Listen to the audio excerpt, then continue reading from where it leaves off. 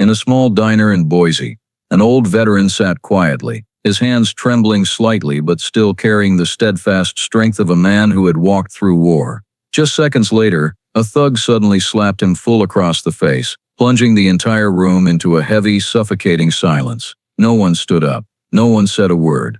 But exactly 1 hour later, the door burst open and that silence was ripped apart. When his son, a Hell's Angel, walked in with the entire chapter backing him up, the real story began. Welcome to Road of Respect. Before we hit the road on this journey, let us know where you're watching from, and don't forget to hit subscribe. Every comment, every gift, and every bit of your support helps us bring more heart-wrenching stories to life for you. Walter Briggs, 81 years old, a veteran who survived the brutal battles of the Washoe Valley, lived alone in a small house on the east side of Boise, Idaho, where the memories of war never let him go. Every morning at exactly 6:15, Walter would walk to the Maple Junction Diner and sit at the window table, the spot he'd claimed for the past 15 years like a ritual that kept him anchored against time. His hand shook lightly as he lifted his coffee cup, the old scar running down his left wrist a constant reminder that he had once danced with death, while those gentle blue eyes, though warm, still hid behind a veil that only those who had seen combat could truly understand. His wife had passed 8 years earlier, leaving behind an empty house and a silence too vast for one old man. His son Jax had vanished from his life at 17 after the accident that took little Noah's life. Over the years, Walter stopped daring to hope for much. He simply lived quietly, like an old soldier standing guard over whatever remained of his life. But every morning, as he gazed through the diner window at the dusty road outside, he still quietly wondered, would there ever be a day Jax came home? While the Maple Junction Diner was still filled with the smell of pancakes, black coffee, and the soft chatter of regulars, Damon Cross, 34, walked in, the kind of guy everyone in Boise knew by sight, but nobody wanted to meet eyes with, a man who lived off intimidation, fed on other people's fear, and treated every place he entered like his personal territory. He didn't open the door, he kicked it open, slamming it against the wall so hard the little bell above rang wildly like an alarm. Everyone inside flinched and instinctively shrank back in silence. Damon strode in with the swagger of someone convinced the world owed him something, his wrinkled black leather jacket hanging loose, eyes sharp with baseless rage, teeth clenched like he was hunting for someone to unload on. He scanned every table with contempt, then suddenly locked onto Mandy Ruiz, the young waitress who'd been working at the diner for 3 years, and always kept her smile, no matter how bad her back hurt or how messed up her sleep schedule was. "Well, look at you," Damon drawled, eyeing her up and down like she was cheap merchandise in a pawn shop. "That the best thing this dump's got?" Mandy froze, answering softly, "Sir, can I get you anything?" But Damon just smirked, shook his head mockingly, snatched the menu from her hand, and tossed it on the table like trash. "Anything, long as it ain't the garbage y'all call food." The insult made a few nearby customers change color, but nobody spoke up. Damon loved feeling powerful. He spun a chair around, plopped down like he was sitting on a throne, then turned to the older couple at the next table. "And you two," he said, narrowing his eyes like a predator. "When I look over, you look down. Got it?"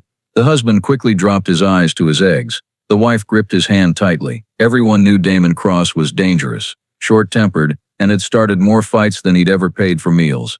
In the window corner, Walter Briggs quietly watched it all. He raised his coffee cup to his lips, hand trembling as usual, but his eyes didn't waver. He was the kind of man who had witnessed human brutality in ways Damon could never comprehend. Yet Walter never used his past as an excuse to yell at, humiliate, or hurt anyone else. He just wanted to finish his morning coffee and jot a few lines in the little notebook where he wrote the things he wished he could say to Jax, if the boy ever came back. But when Damon opened his mouth again, voice sharp as a rusty blade, "Move faster, stupid girl." Walter set his cup down. Mandy froze like she'd been flash frozen. Her eyes welled up. Walter took a deep breath, tilted his head toward Damon, and said in a gentle but clear voice, "You shouldn't talk to her like that, son. She's just doing her job." The entire diner went still. People looked at Walter with a mix of respect and fear. Respect because he dared speak. Fear because Damon definitely wouldn't let it slide. Damon rose slowly, each heavy step thudding on the floor.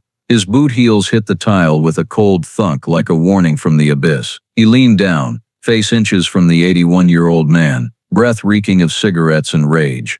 "Old man," he growled, "who the hell do you think you are?" Walter didn't flinch, didn't look away. He just met Damon's eyes, the stare of a man who'd survived places where guys like Damon wouldn't last 3 minutes. "I'm just saying what's right," he replied. Voice so calm it felt like an invisible slap to Damon's pride. That drove him insane. Damon couldn't stand anyone, especially an old man, not being afraid of him. A snarl slipped through his teeth, then his hand shot up lightning fast. Smack! The slap echoed through the small room like a gunshot. Walter's head snapped to the side with the force, but he kept his back straight. Mandy let out a small scream. A spoon clattered to the floor. The diner fell dead silent. Damon stood there, chest heaving, eyes glowing with sick satisfaction. In that moment, the only sound was the blood rushing in everyone's ears, and the ice-cold truth hanging in the air. He had just struck an 81-year-old veteran in the face, simply for defending basic decency. Then Damon smiled, a twisted evil grin, as if he'd just proven he was the strongest man in the room. But he had no idea. The wheel of fate had already turned,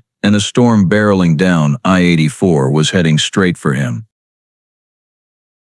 Mandy stood frozen for a few seconds after the slap, then rushed to Walter, hands shaking violently, voice breaking into choked sobs. "Mr. Briggs, I'm sorry. I'm so sorry." She hadn't done anything wrong, but in moments like that, people always blame themselves for not stopping evil. Walter just shook his head gently, his thin hand resting on hers to comfort her, but those gentle blue eyes lit up with a sorrow so deep it choked anyone who saw it. Meanwhile, Damon sauntered back to his seat like he'd just won a street fight. He leaned back, kicked his feet up on the opposite chair, and laughed in that raspy voice of someone who believed violence was the ultimate language. "See that?" he announced loudly, so the whole place could hear. "That's what happens when somebody tries to school me." No one answered. The older couple at table 3 stared at their pancakes like they were praying to disappear. At the window table, a long-haul trucker, baseball cap pulled low, pretended to focus on his phone, but his hand shook so bad the screen kept rotating. And in the corner where the neon light highlighted the awkwardness of youth,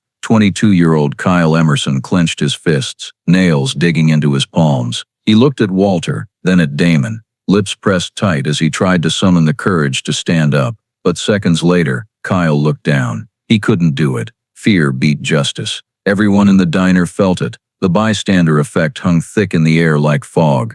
"Don't mess with him. He's dangerous. Stay quiet. I've got a family. Just wait till he leaves." Everyone told themselves the same thing, and that self-convincing created a collective cowardice, not evil, just human weakness in the face of violence. Damon surveyed the room, satisfied like a wolf that had spooked the entire herd. The silence made him stronger. He took a deep breath, smirking. In his mind he'd already won, but at his own table Walter Briggs showed no anger. No rage flickered in those old eyes. He simply took a napkin, slowly and almost ceremonially wiped the blood from the corner of his mouth. The physical pain wasn't what hurt most. Having lived through war and seen things 100 times worse, he wasn't afraid of a slap. What tightened his chest was when he looked up and scanned the room. Not one person in this place had stood for what was right. Not one person intervened, spoke up, or took a single step toward him. Out of fear, people had let a bully grow even stronger, and that wore on the soul far more than any blow. Walter's gaze met Kyle's, the young man trembling, face flushed with shame at himself. It brushed the elderly couple, the trucker pretending it was none of his business. Mandy bent over crying silently. In that moment, Walter understood that silence born of fear is its own kind of wound we inflict on each other. He sighed softly, shoulders sagging slightly, as if carrying the weight of the entire morning.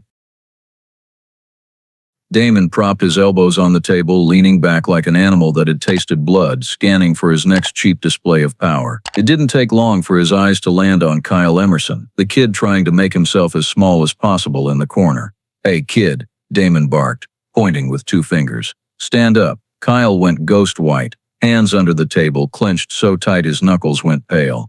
"I didn't," he stammered. Damon shot to his feet, kicking the chair back so hard it wobbled, then advanced on Kyle, his shadow swallowing the young man. "I said stand up," he repeated, voice dripping with sick pleasure at the terror in Kyle's eyes. "You were staring at me earlier, weren't you? What kind of look was that? You owe me an apology for looking at me like that." Kyle shook uncontrollably. His legs felt rooted to the floor. He tried to speak, but his throat locked. Mandy saw it from behind the counter. Her heart pounded, panic stretching like an overtight string. The half-second Damon turned away, Mandy slipped her hand under the counter, quietly lifted the landline receiver, cupped the buttons so they wouldn't click, and whispered into it. No one heard what she said, but her trembling lips showed she was calling the one person she believed could fix this. Kyle glanced at Walter, searching for one last anchor. Walter met his eyes with understanding and said softly, "It's okay, son." It wasn't loud, but it gave Kyle a flicker of warmth. Still, it only irritated Damon more. He whipped around, glaring at Walter like the old man's voice was a thorn he wanted to yank out. But before Damon could escalate, a faint sound crept into the room. Distant engines, low, steady, and powerful. At first it was barely noticeable. Then within seconds it grew clearer. The familiar roar of dozens of Harley-Davidsons coming from the direction of Interstate 84. A customer near the window raised an eyebrow, shaded his eyes, and peered out. "Sounds like a whole damn army," he muttered, half amazed, half nervous. Kyle instinctively turned, but Damon scoffed dismissively. "Just bikes. This town's always full of weekend warriors riding around." He clicked his tongue and turned back to torment Kyle, but the sound swelled in just a few heartbeats. It was no longer distant. It was deep, thick, overwhelming, like a tidal wave of noise rushing the diner. Tables vibrated faintly. Walter's coffee cup rippled at the rim. Customers exchanged glances. Everyone sensed something extraordinary in that sound, a weight they couldn't explain. Damon frowned again, the indifference gone this time. He cocked his ear, then waved it off like he could brush away the unease crawling up his spine. "Bullshit," he muttered, but the words couldn't hide the restlessness flashing in his eyes. The roar kept pounding the ground, steady and mighty, like the footsteps of an approaching army. No one in the diner spoke. Mandy had quietly hung up the phone long ago without anyone noticing. Her hands still shook, but a thin ray of hope now glinted in her eyes. Kyle swallowed hard, chest heaving. Walter sat motionless, staring out the glass as if he understood better than anyone what was closing in. Then in that suffocating silence, the narrator's voice cut in, soft but spine-chilling. "Storm's coming." More than 2 hours' drive from Boise, the town of Twin Falls was bathed in the pale light of noon, filled with the familiar symphony of revving engines, clanging metal, and the smell of oil at a small shop called Briggs Motor and Chrome. There, Jax Briggs, 37, the son Walter hadn't seen in nearly 20 years, was bent under an old Harley fat boy. His black leather cut lay tossed over a chair, revealing muscular arms covered in grease and a tattoo of spread wings running down his bicep, the symbol of what had both saved and shaped his life. Jax had the look of a man who'd endured so much pain he no longer feared anything, yet in those deep blue eyes lingered something never fully healed, something every biker in Twin Falls noticed but no one dared mention. After his little brother Noah died in a sudden traffic accident, an accident Jax had always blamed himself for, the 17-year-old good kid completely fell apart. From a well-behaved son, he turned into a rebellious troublemaker, drowning in alcohol, fights, and confrontation with anyone who looked at him too long. Guilt and blind rage pushed him down the path many lost American kids take: drugs, gangs, endless brawls. One freezing winter night, drunk and beaten nearly to death in an alley behind a Twin Falls bar, a stranger pulled him out of the snow. The man wore a black leather cut with the Hells Angels Idaho charter patch, angel wings with devil teeth. He only said one thing: "You don't have to die to escape the pain. Get up, kid." And Jax got up. Not by his own strength, but because he had nothing left to lose except one final chance. From that moment his life veered in a completely new direction. The Hells Angels didn't accept him immediately. They watched, tested, forced him to face and destroy the worst parts of himself. Jax learned to ride long hauls without complaint, to protect the weak, to be loyal to the brotherhood, even when he didn't yet know how to be loyal to himself. They taught him that respect is earned, that a man can carry scars but never lose his integrity. And from then on, the Hells Angels became the only family Jax still trusted. That afternoon in the garage, while a cordless drill whirred, Mandy Ruiz, still shaking from her secret call at the Boise diner, dialed Jax. She wasn't sure he'd even answer, but she knew one thing: if anyone besides the police would protect Walter Briggs, it was Jax. When Jax wiped the grease off his hands and grabbed the phone, Mandy blurted without thinking, voice cracking from the first word,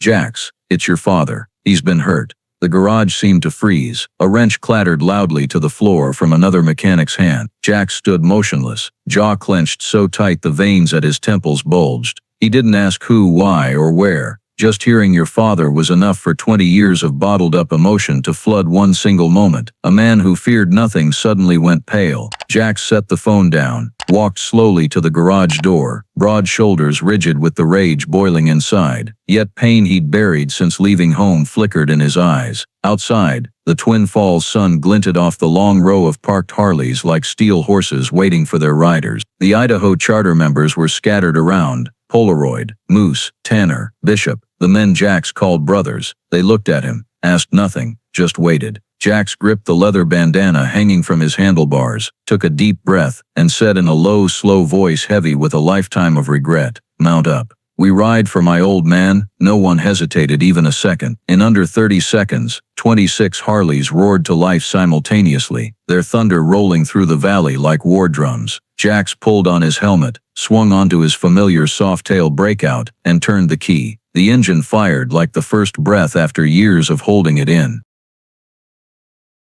He didn't look back. He pointed the bike toward Boise, toward the father he'd been estranged from far too long, and toward the man who had dared touch the person he still loved, even if life never let him say it out loud. Nobody in the Maple Junction diner knew that. More than 140 miles away, a pack of Harleys was tearing toward them like a steel storm, but the air inside the diner was already stretched so tight that a single whisper could have shattered it. Ever since the slap across Walter Briggs' face, a crushing silence had blanketed every table, every glance, every breath. No one moved. No one dared take a sip of coffee. No one dared do anything that might make Damon Cross feel challenged. He sat in the middle of the room like a wild animal claiming its territory, eyes constantly sweeping for the next prey he could crush with a threat or a fist. The tap of his boot on the floor was steady, like a countdown to an explosion. "Hey kid," Damon said, throwing a glare at Kyle Emerson, who still hadn't dared lift his head since the first bark. "What you still sitting there for? Get up." Kyle jerked, spine snapping straight. In an instant his face went from pink to white to ashen. He swallowed hard. The hands hidden under the table curled, fingers trembling so badly they rattled against each other. It was obvious he wanted to stand. A part of Kyle wanted to scream in Damon's face that he had no right to humiliate people like this. But the bigger, weaker, deeper part kept him nailed to the chair. No one blamed him. No one in here was truly brave. No one except Walter Briggs. Walter sat with his back perfectly straight, shoulders trembling slightly but never bowing. He didn't blink while Damon kept yelling. Didn't shake from pain, didn't show anger toward anyone. His gaze was lowered to the now stone-cold coffee, but there was no hatred in it, only the bottomless sorrow of a man who had seen the world far uglier than Damon, and still hoped people could treat each other kindly. The red mark from the slap was still vivid on his cheek, a dark streak from cheekbone almost to his ear, the skin slightly swollen, but the deeper wound was that a packed diner full of people still refused to stand on the side of what was right. Mandy Ruiz, heart still choking on fear and nameless guilt, took a small step toward Damon, trying to smother the madness flaring up. "Damon, please just leave them alone." She didn't finish. He whipped around. "Shut up." The words hit her face like a slap of their own, so loud a few customers jumped. "I ain't talking to you. Stay out of it, got it?" Mandy took one step back, clutching the tray like the flimsiest shield on earth. She didn't cry, but her eyes glistened. At table 3, the elderly wife's hand shook as she placed it over her husband's. "We have to do something," she whispered. He only shook his head slightly, terrified that any movement would turn Damon on them. A young father with his little girl leaned down and whispered, "Don't look, baby. Keep your head down." The child nodded, tiny hands covering her face. The whole room seemed to hold its breath, afraid that breathing too hard would set Damon off. Then in the middle of that suffocating silence, boom, boom, the window glass vibrated faintly. Walter's coffee cup spun a slow circle. A plate on the counter rattled as if something huge was approaching. Damon frowned. "What the hell is that?" The engine noise from the distance, first faint like tribal drums echoing over mountains, suddenly grew closer, thicker, stronger. It wasn't one bike, not two, not three. It was a lot, a lot. Mandy looked up first. Her eyes went wide. She recognized that sound. A man at the table by the window whispered, almost unable to believe his own ears, "Sounds like a whole damn army." Damon glanced out the window but tried to act unimpressed. Probably just a pack of weekend riders. He waved it off. "Ain't got nothing to."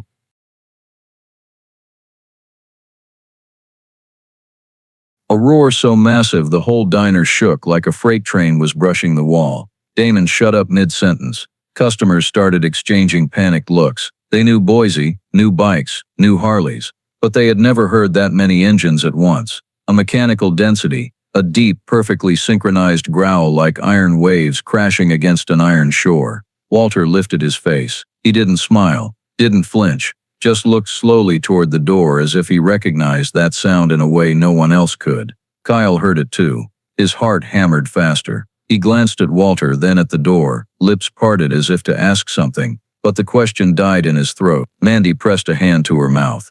She knew those engines. She'd heard them when Jax and the bikers rolled through Twin Falls, the sound of men who wore angel wings with devil teeth on their backs. Damon tried to scoff again, but this time he couldn't hide the flicker of unease in his eyes. Just bikes, what the hell, or… The whole diner shook again. The hanging ceiling lights swayed. The walls hummed with the rhythm of the engines. Everyone knew this wasn't normal bike noise. This was a formation, something powerful, synchronized and coming fast.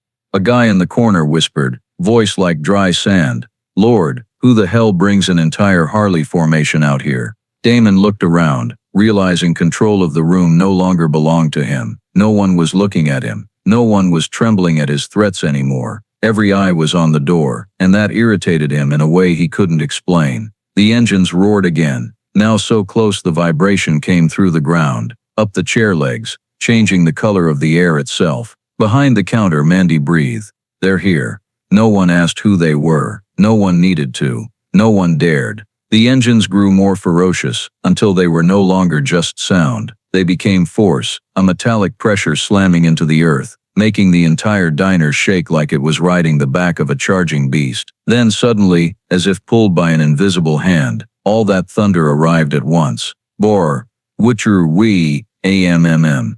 The diner windows rattled violently. The sign outside flashed with each pulse, and every eye in the place, even Damon's, was yanked to the big front window facing the parking lot. From a thin cloud of road dust, Harley after Harley appeared. 1, 2, 5, 10. Then all 26 rolled in like a perfectly drilled steel herd. People on the street stopped dead, phones up, mouths open. A woman walking her dog gasped, "Oh my God, hell's angels." An old guy pumping gas at the station next door froze, hose dropping from his hand without noticing.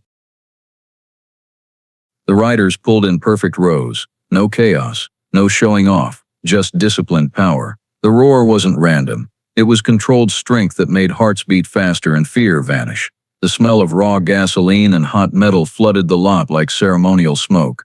Boise's sun blazed off polished chrome. Handlebars, tanks, blacked out exhausts, creating a picture that was beautiful, terrifying, and strangely solemn. Seconds earlier, the lot held 3 rusty pickups and a 2004 sedan. Now it looked like the staging ground for a street army. Men in leather cuts, heavy boots, ink flowing across necks and arms, eyes sharp as half-drawn blades. None of them were smiling. None were acting tough. They simply were, solid, silent, kicking stands down in unison. Click, click, click. The synchronized sound of 26 kickstands dropping made hearts inside the diner skip a beat. They didn't even have to enter the diner to own the moment. Just standing there, forming a silent steel perimeter around the building, was enough to make any bully realize he'd poked something way above his weight class. A huge biker with a silver beard and Gothic lettering tattooed across his forehead stepped forward, hands on hips, scanning the scene. Another lit a cigarette. Red cherry glowing under the sun, smoke curling like a signal.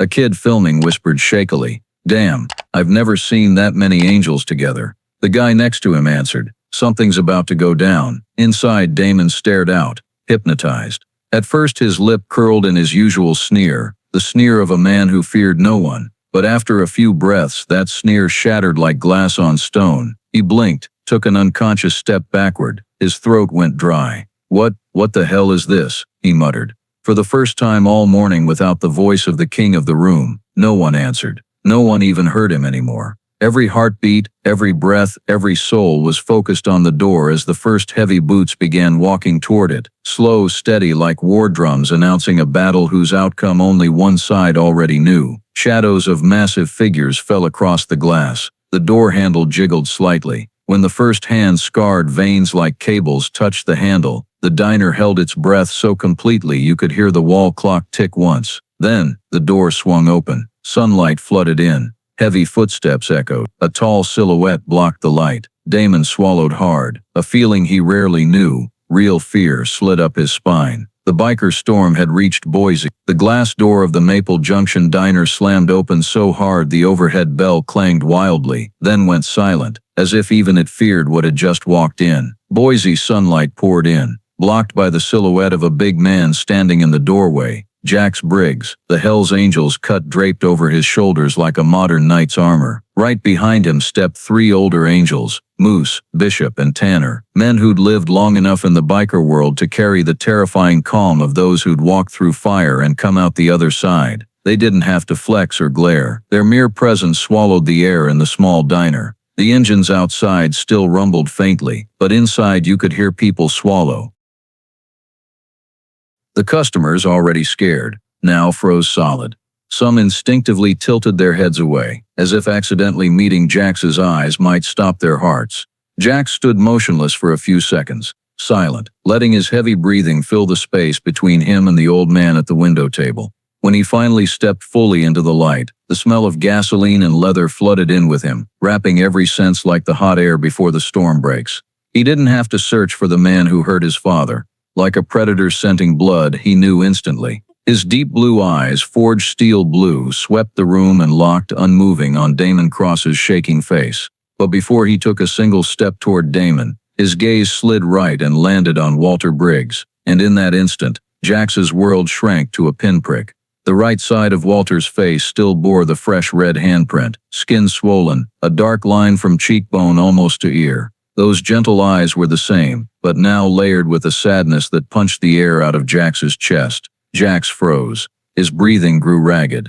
The rage inside him didn't explode in shouts. It compressed thick and molten deep as lava under the mountain. His eyes reddened, not from fear but from the emotion men like him bury deepest pain. Pain at seeing the man he'd abandoned disrespected. Pain at not being there to stop it.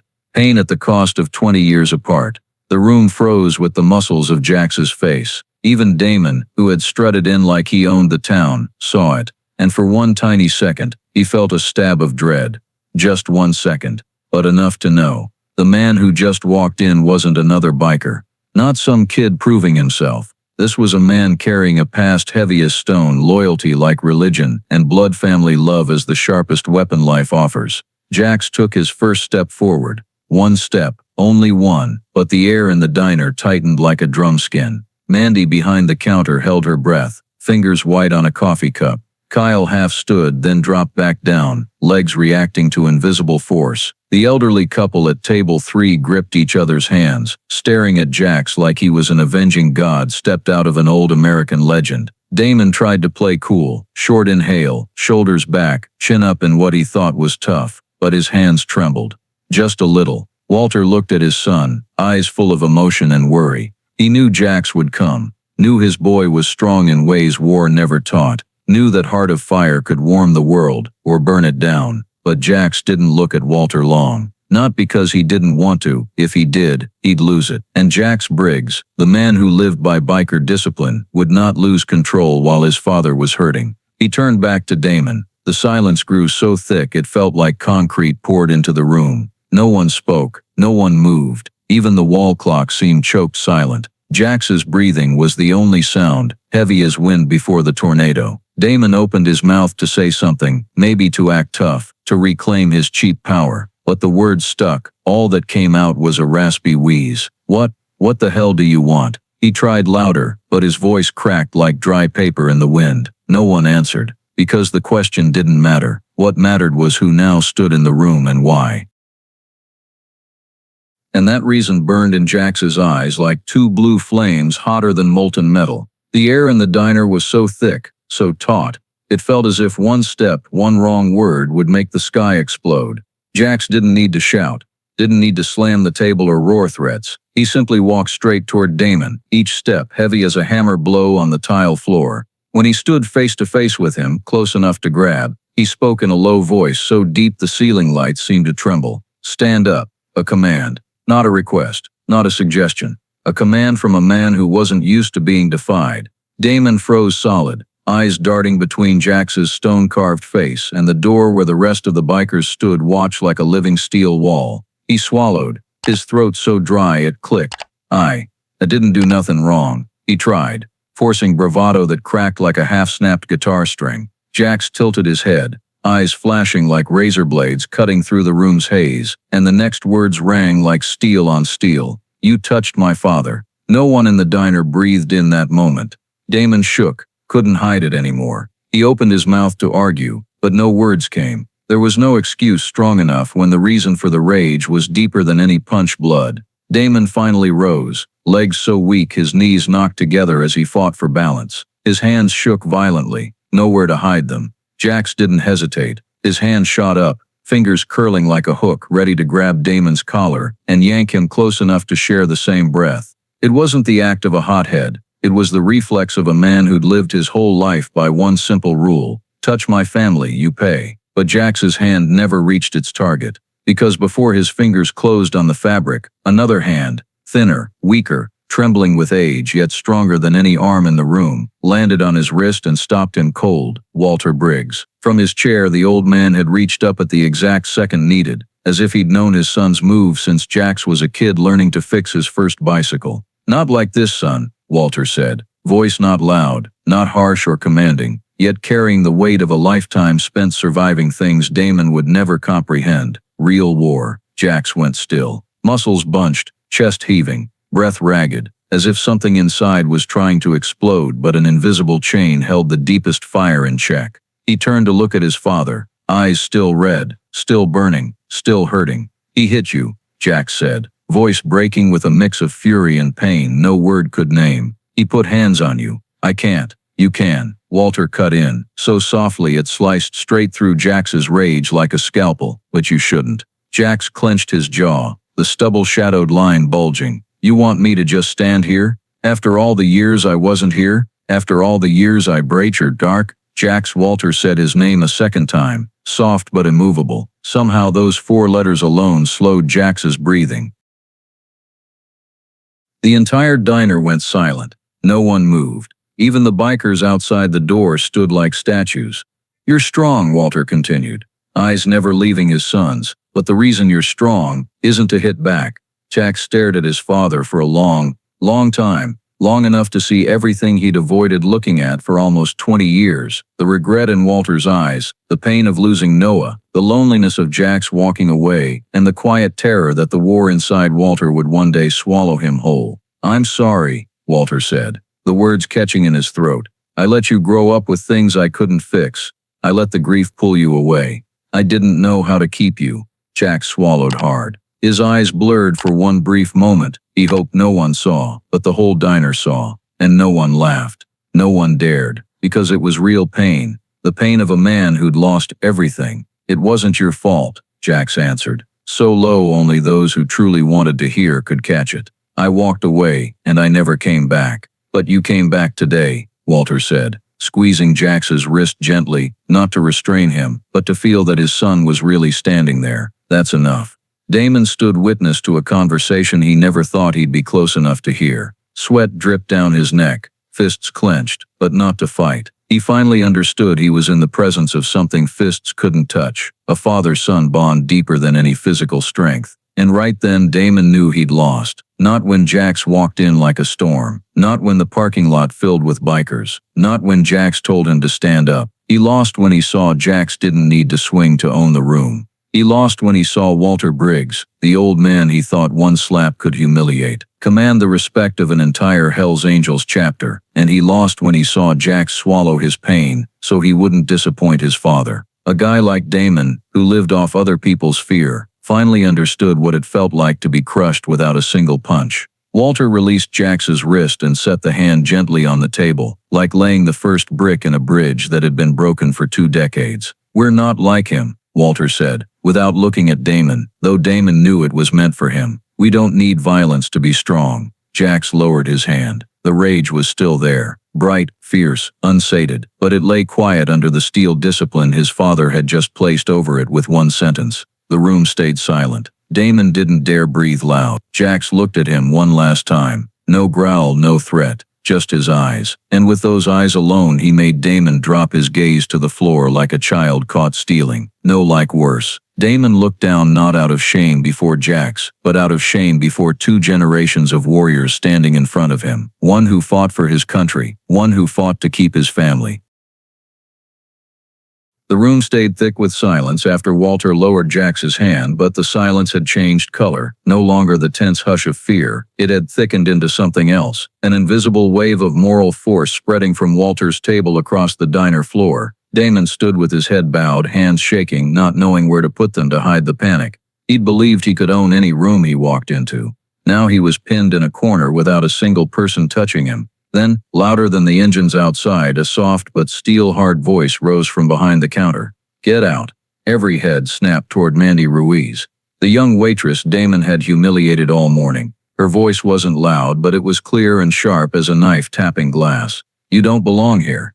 Damon flinched like he'd been slapped again, not by Walter, not by Jax, but by the person he thought would stay scared of him forever. That fragile courage spread through the room like a signal flare, a tiny crack of light in the long darkness of silence. Kyle Emerson, the kid who'd been shaking, ashamed, head down all morning, suddenly shot to his feet. His chair crashed backward with a loud bang, but Kyle didn't care. Knees still trembling, fists clenched, but this time his voice hit the room like an arrow.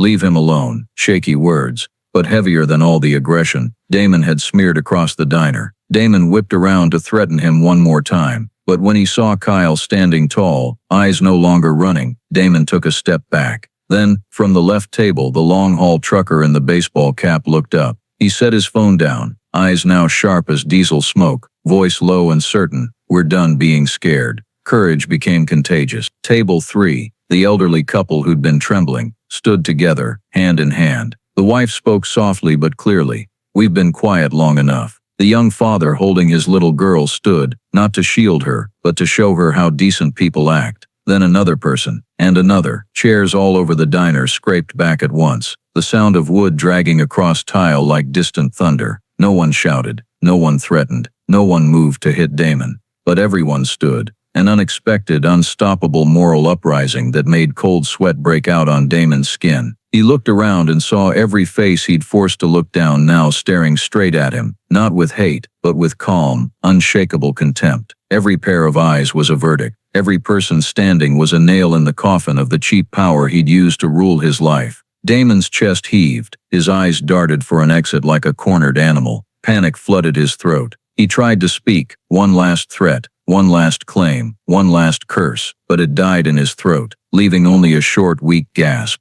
Jax didn't need to take another step. Walter didn't need to stand. The Hell's Angels didn't need to enter. The ordinary people in the diner, the ones Damon had dismissed, had become the final wall between him and any belief he could still dominate this place. The second Damon realized it, he turned. Not calmly, not with any shred of pride left. He turned like a man running from hell itself. Spun, stumbled, nearly tripped, then bolted for the back door as if the devil had opened its jaws in front of him. The metal kitchen door slammed against the wall when he shoved it open, the crash rattling plates on the counter. No one chased him. No one had to.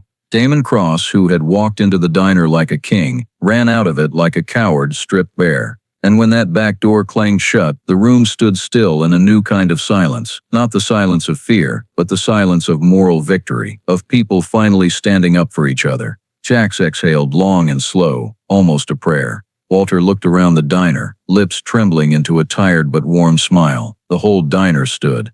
He ran, and for the first time that morning, everyone in the room knew they had chosen right. The instant the back door slammed behind Damon Cross, the Maple Junction diner seemed to exhale as one collective breath, long, deep, full of release, as if the room had just been flung open after hours locked in darkness. The tension that had clung to the walls, ceiling, and every chair dissolved like morning mist under the sun. The people who had just stood, ordinary folks who had trembled, bowed their heads, stayed silent, now looked at each other with new eyes, the eyes of people who had reclaimed the courage they thought was gone. Mandy Ruiz set her tray down, drew a deep breath to chase away the last traces of fear, then walked to Walter's table. Her hands no longer shook. She poured him a fresh cup of coffee, steam rising like a quiet thank you. "This one's on the house, Mr. Briggs," she said, voice still hoarse from tension but steady with the strength the morning had forged in her. Walter gave a small, tired, warm smile, eyes telling her she'd done the right thing, and that was worth more than any apology. Kyle Emerson, the young man who hadn't been able to stand earlier, walked over, shy but newly brave. He stopped in front of Walter, took a breath, and offered his still sweaty hand. "You gave me the guts to stand up," Kyle said, so sincere a few nearby customers turned, not out of curiosity, but because they were moved. Walter took the hand, a simple shake that carried the weight of lifting an entire younger generation. "You stood up yourself, Kyle," Walter replied. "I just reminded you that everyone deserves respect, even you." Kyle nodded, lips pressed tight to hold back emotion, then stepped back, shoulders straighter, chin higher. In the corner, the Hells Angels, who had just made Boise shake with their engines, no longer stood in rigid formation. They spread out, took empty tables, ordered coffee, smiled gently at the customers, nodded thanks when Mandy poured for them. The silver-bearded biker turned to the young father with the little girl and joked, "Cute kid." The father laughed, the first laugh of the morning, and the tension in his shoulders melted like smoke. No one looked threatening, no one acted tough. The whole chapter just sat there like regular men who had finished a job of loyalty. The word fear turned into respect, so fast, the diner folks were stunned. It hadn't happened sooner. The air warmed. Conversation returned. The jukebox in the corner suddenly came back to life after long minutes of silence. An old country song everyone had heard 100 times, but now, it sounded like the first note of a new chapter. Mandy, fully composed now, brought drinks to a few bikers. They thanked her with genuine eyes. No arrogance, no roughness, none of the stereotypes the world slapped on them. The elderly wife, who had trembled earlier, walked up to Walter and Jax's table. "You're a good man," she said, gently, touching Walter's shoulder. "Thank you for teaching this whole diner a lesson today." Walter only shook his head humbly, the gentle smile spreading across his lined face.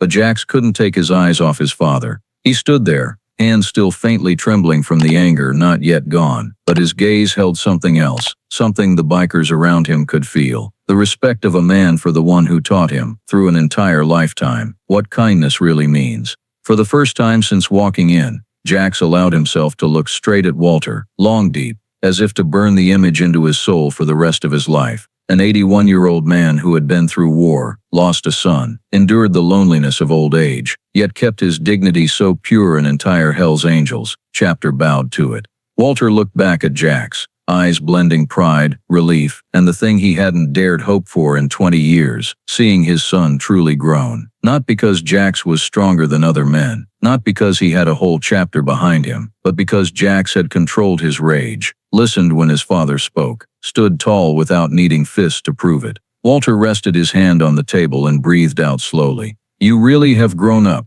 he didn't say aloud, but Jax understood. Jax nodded once, eyes softening. In that moment, amid clinking cups, quiet talk, and the first new laughter after a morning of darkness, the light truly returned to the diner. Not from the bulbs, but from people who decided that day they would no longer live in silence or fear. As everything in the diner settled into soft, easy conversation, Jax pulled out a chair and sat down across from Walter, not like a Hells Angel standing in his own territory, but like a son who'd been lost far too long and had finally found the road home. Walter looked at his boy, the old blue eyes shining with an emotion he rarely let show, the vulnerability of a father who blamed himself. He placed his thin hands on the table, fingers trembling slightly, then spoke in a low, warm voice that carried the weight of a confession from the bottom of his soul. "Son, strength isn't what you hit. Strength is what you protect." The words fell between them like a church bell on Sunday morning, not loud, not violent, but ringing so deep that people at nearby tables quietly turned their heads. Jax closed his eyes for one long breath. The hard, fierce look he'd worn against Damon melted away, cracked open, and became something raw and vulnerable he'd hidden for 20 years. Then,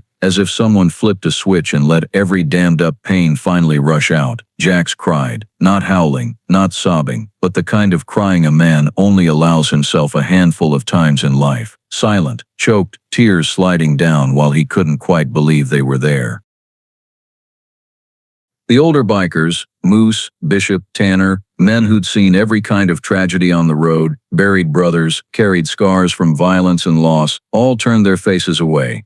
Not because they were ashamed of Jax. Quite the opposite, because the raw honesty of that emotion was too strong to look at straight on. They understood. They respected it. Every one of them had lived a moment like this, standing in front of someone they loved, finally saying what should have been said long ago. Walter reached out and laid his hand gently over Jax's as if touching something sacred. "I'm sorry," he said, voice rough. "I'm sorry I let you grow up carrying pain I didn't know how to fix. I'm sorry that when Noah died, I lost myself and let you lose the place you belonged." Jax bowed his head, fists clenched tight before opening like surrender. "It wasn't your fault," he answered, voice scraped raw. "I ran. I couldn't handle it. I was a coward." "No, you weren't a coward," Walter said instantly, as if he'd waited 20 years just to correct that one sentence. "You were hurting, and nobody taught you how to carry it." Jax looked up, eyes red. "I should have stayed with you. I should have held on to you," Walter replied. And for the first time that morning his voice cracked, soft as breath escaping his chest. Jax couldn't take it anymore. He stood, walked around the table, and dropped to one knee beside his father like a little boy who'd found the person he thought was lost forever. Walter opened his arms, slow but sure, and pulled his son into a long silent hug that the entire diner felt like an old door creaking open in autumn wind, rusty but beautiful enough to tighten every heart in the room. No one moved. Everyone knew they were witnessing something private yet holy, a moment that healed 2 decades of pain and silence. Pain didn't need to scream. Forgiveness didn't need fancy words. They only needed 2 people finally looking at each other with nothing but the naked truth. When they let go, Jax stood, wiped his eyes quick with the back of his hand, trying to pull the calm and honor of a roadman back over himself. That was when the Idaho chapter leader, Polaroid, the silver-bearded man with sharp but kind eyes, stepped forward. He placed a big warm hand on Walter's shoulder and dipped his head the way people do at a veteran's funeral. "Any father of Jax," he said in an oak-deep voice, "is father of us all." A few bikers nearby nodded. Some put fists over their hearts. Some lifted their chins, their deepest sign of respect. Walter, 81 years old, survivor of war and loss, looked at the big men around him, faces weathered by wind, road, and time, and understood they hadn't come just for Jax. They'd come for what Jax stood for what Walter had unknowingly planted in his son when he was small: loyalty, integrity, the simple rock-solid code, protect what's right. Walter smiled, a smile that was proud, grateful, and lighter, as if half the weight on his back had suddenly lifted. And in that moment, under the warm yellow diner lights, the clink of spoons against porcelain, the relieved sighs of regulars finding their peace again, something changed in that little room, as if what everyone had just witnessed wasn't only a reunion, but a lesson in how people can protect one another with the strongest things of all, not fists, but hearts. Walter turned to Jax, voice so soft only the 2 of them could hear. "You protected me today, but more importantly, you protected yourself." Jax drew a slow breath, nodded, and placed his hand on Walter's shoulder like a new vow. No matter how far life pulled him, he would never lose his father again. When the sacred moment between father and son finally eased, no one in the Maple Junction diner said another word. There was no need. They had all seen it, heard it, felt it. A quiet, reverent respect spread through the room like the smell of warm coffee after a cold winter night. The Hells Angels rose almost as one, not loud, not showing off, but with the calm of men who know they're about to do the right thing. Jax helped his father up from the chair, slow, careful, as if Walter were a treasure. The whole chapter had a duty to guard. "Let's go home, Dad," Jax said softly. "I'm taking you home." Walter rested his hand on his son's arm, nodded, and the gentle smile bloomed like sunlight burning off fog away. The bikers parted to let them leave. No pushing, no loud voices. Every step was measured, every movement carrying the weight of respect for the 81-year-old man who had taught an entire diner that morning what strength really means. When the diner door opened, late afternoon Boise sunlight poured golden as honey poured across the parking lot, lighting up the 26 Harleys lined in perfect double rows, each one like a warhorse waiting for its rider. Townspeople had gathered along the sidewalk, behind temporary barriers, parked cars, streetlights. Some still held phones, but no one was live-streamed for clout anymore. They were recording so they'd never forget. A young mother holding her daughter whispered, "Look, sweetie, that's what real bravery looks like." An old man in a ball cap nodded slowly.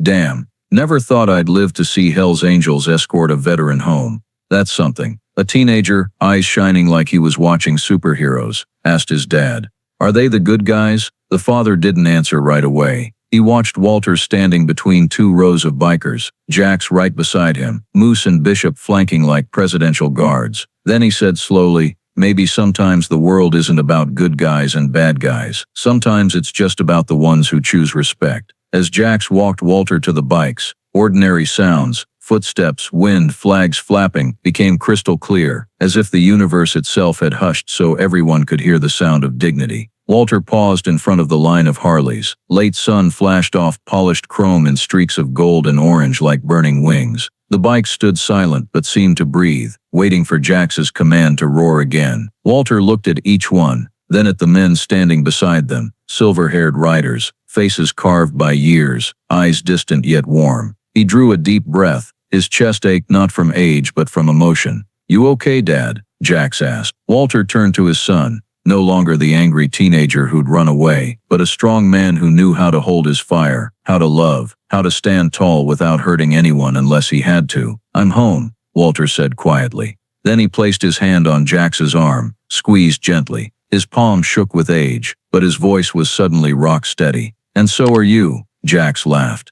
A real rare laugh that burst from the deepest part of his chest. The sound mingled with the evening breeze, with Walter's easing heartbeat, with the soft rustle of flags on bike antennas. "You're right," Jax said. "I'm home." Chapter leader Polaroid stepped forward and dipped his head toward Walter. "Ready to go home, sir?" Walter nodded, more ready than ever. Moose swung a leg over his Harley and hit the starter. The bike thundered to life like rolling thunder across the valley. One by one the rest fired up. BRUEAMMM, like a metal and fire orchestra.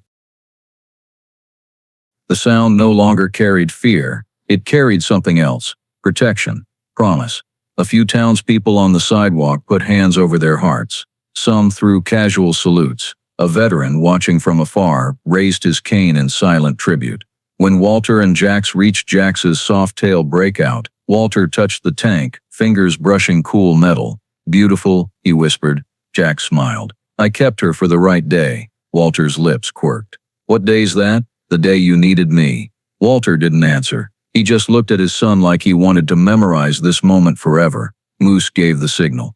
Polaroid raised two fingers skyward. The formation began to roll. The double row of Harleys opened like an honor guard at a parade, making a corridor for Walter and Jax to ride down the middle. People lining the street didn't step back like usual. They stood straight and quiet, letting the riders pass as if witnessing something that belonged more to the town's history than just an ordinary afternoon. Jax rode slow and careful so the wind wouldn't hit Walter too hard. Moose rode parallel on the left, like a steel wall. Bishop matched speed on the right, forming a metal hallway around the 81-year-old veteran in the most solemn moment of his life since leaving the battlefield. When they reached Walter's house, the formation stopped. Rows so perfect the neighbors thought it looked like a military medal ceremony. Walter stepped off the bike and stood on the little patch of lawn in front of his porch, watching the Harleys glow in the sunset. The light painted streaks of fire across the chrome like burning wings. "Prettier than when I was young," Walter said, smile soft as silk. Jax crossed his arms, stood beside his father, eyes squinting in the sun but full of pride. "You're home," he repeated. "And so am I." Walter turned, placed a hand on Jax's shoulder, and squeezed. No more words needed. Polaroid walked up, placed his hand on Walter's shoulder the same way he had in the diner, but this time his voice was deeper and brighter. "Any father of Jax is father of us all." Walter smiled, and in that smile was the final healing. The Hells Angels fired their bikes in unison, a rolling thunder that closed one chapter and opened another. A few riders raised a hand in farewell to Walter as the formation pulled away. The Harleys rolled off slowly, like shadows of iron horses fading into the fiery horizon. If you love heartfelt stories about kindness, courage, and redemption, hit subscribe so you don't miss the next one. See you on the next ride down the road of respect, loyalty, and heart.